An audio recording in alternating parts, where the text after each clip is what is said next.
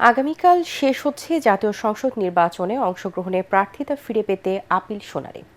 আজ অষ্টম দিনে 511 থেকে 610 নম্বর পর্যন্ত শুনানি হবে।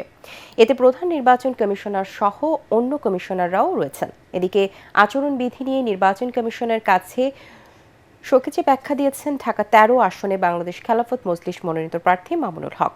তাকে তুচ্ছ ঘটনায় শোকজ করা হয়েছে জানিয়ে তিনি বলেন, গণভোটের প্রচারণা করার সময় বিভিন্ন হয়রানির শিকার হতে হয়েছে।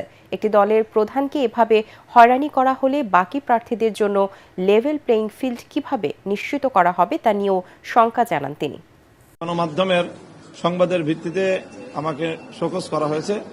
তো আমি মনে করি সেই সংবাদ মাধ্যম এবং সেই সংবাদ মাধ্যমের যে প্রতিবেদক তিনি লিফলেটের কথা বলেছেন, অথচ লিফলেটটা সংগ্রহ করা তার জন্য কঠিন কিছু ছিল না।